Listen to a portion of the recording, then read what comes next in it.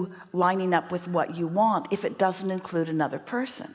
If it includes another person, you usually trip yourself up because you think that other people and their intentions, if they don't harmonize with yours, might get in your way. That's what we mean when we say life is coming to you, but it feels to you like it is coming at you, because it feels like others in your world are asserting things at you that you might not want. So I'm just kind of trying to get an idea of why we're so powerfully drawn to some people and things, and like there's crystals and stones that they just call to me, and it's just it's really different. So I wanted to get your take on that. The thing about crystals and stones and cats,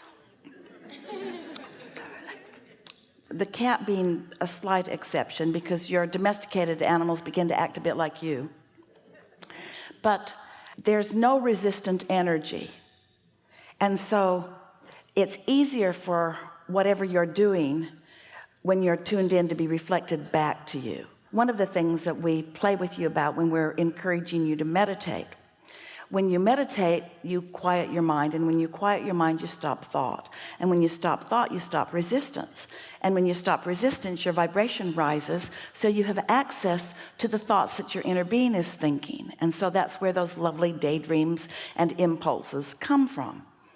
And so one of the techniques that we've encouraged is that you could listen to the sound of the air conditioning in the room, for example. Listen to it. Hear it? So you usually don't say, I've heard better.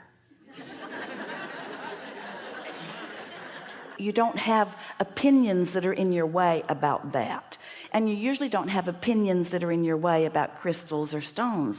And often the opposite is true. They're beautiful, or they're rare, or every now and again Esther would bump into an inanimate object and she would complain about it, and Jerry would always say, but it speaks so nicely of you.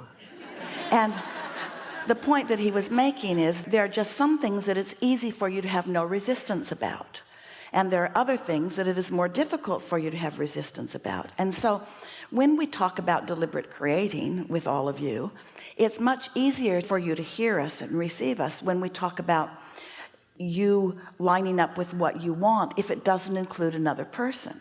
If it includes another person, you usually trip yourself up because you think that other people and their intentions, if they don't harmonize with yours, might get in your way. That's what we mean when we say life is coming to you, but it feels to you like it is coming at you, because it feels like others in your world are asserting things at you that you might not want. It's hard for you to get your thoughts around and accept finally that you are the attractor, because you are the expector, because you are the thinker, because you are the vibrator, because you are the offerer of your thoughts. You see, someone brought some beautiful crystal items to Esther early on in her experience with us, and she was told that they represent energy, that they are energy, that they have power. And so Esther said to us, Abraham, which one should I choose? And we said, if what you have just heard is true, get the biggest one. And then we said, and take it with you everywhere you go, because if it represents the power that you want, and you want power, then take that with you. And of course Esther could feel our fun that we were having, because the biggest one was big. She could not imagine taking that with her everywhere that she went. And we said, you are the vortex. It's your vibrational frequency that lines up with this energy that creates worlds.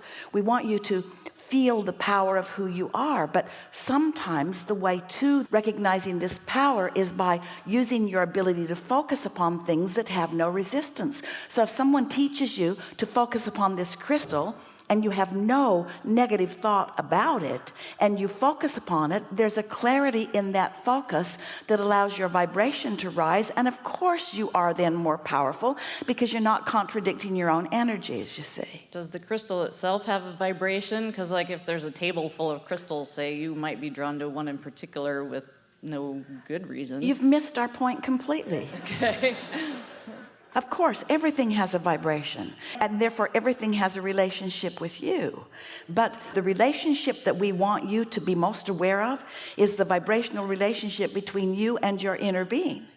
Now, your relationship with the crystal, because it has no resistance, then may very well, in fact most often does, enhance your relationship with your inner being, because your focus upon that causes you to offer a clear vibration, which makes you hook up with your inner being.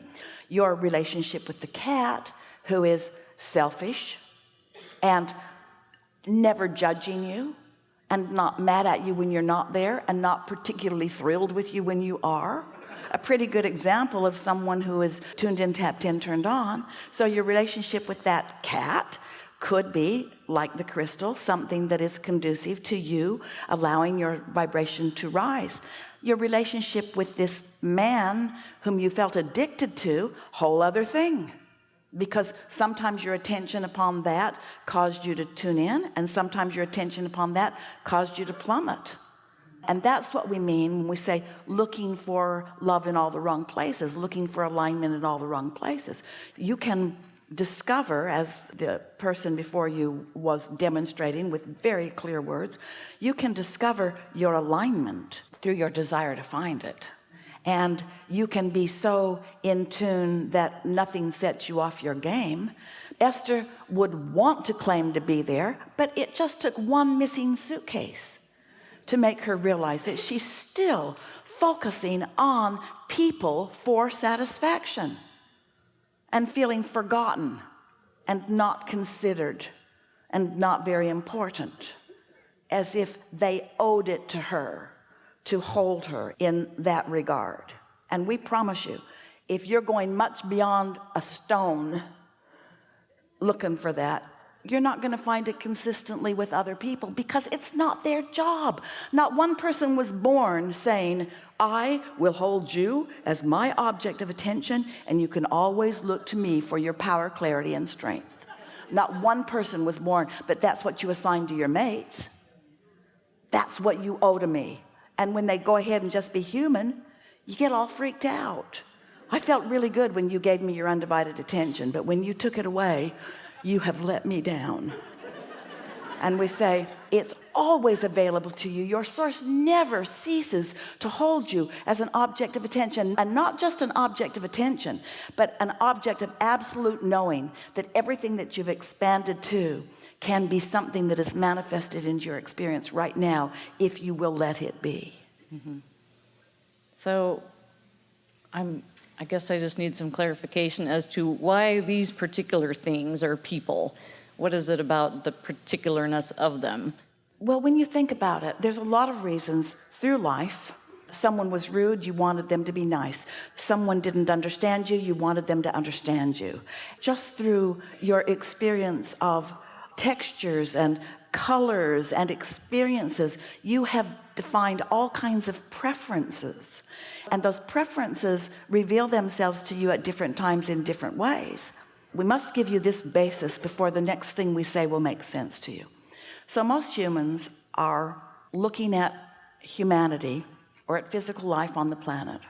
In their desire to understand it, they are comparing, which is all right, it's part of the contrast, comparing, cataloging, pigeonholing, defining, and putting things into groups, because humans want to understand. We love that about you. So you take all of humanity or experience and you put it in piles, and there's the Republican pile and the Democrat pile, and there's the Jewish pile and the Catholic pile and the Protestant pile and so forth, and there's the gay people and the straight people. All these piles, so many piles that you couldn't even count all of them. So many piles of differentiation, or you might say preference. And your inner being says about all of these piles, we see only two. There's a pile of those who are in this moment under the influence of source, and there's a pile of those who in this moment are not under the influence of source, or under the influence of something else.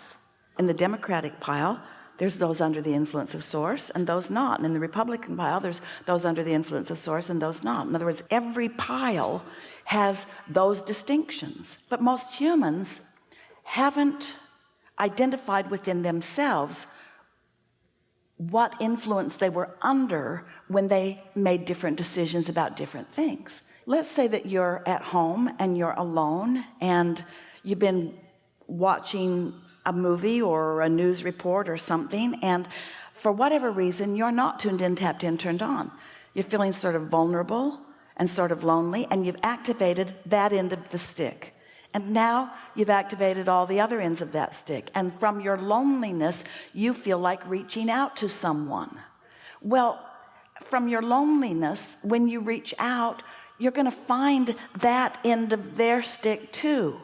But let's say you took a hike and you felt the energy of your own being, and you breathed fresh air, and you saw a cat, or you admired a stone, or you meditated, or any of the other millions of wonderful things that you might do in this body on this earth, and you have raised your vibration to this place of pure positive energy. And now a thought that comes to you about an individual is from that end of the stick. You see what we're getting at? Entirely different people occur to you. Think about the people you call and how you feel when you call them. When you're on fire with excitement, do you call your complaining friend?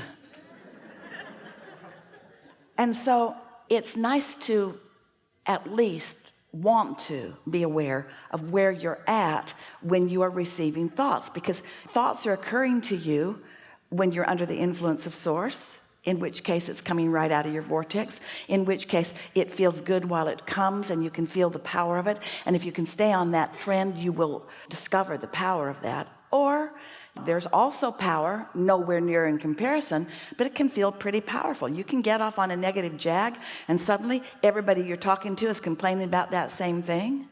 Esther could really stir up a lot of trouble for United Airlines if she was inclined to do so. She could blog about it. She could call all of her friends, there are millions of them, never ever fly United Airlines.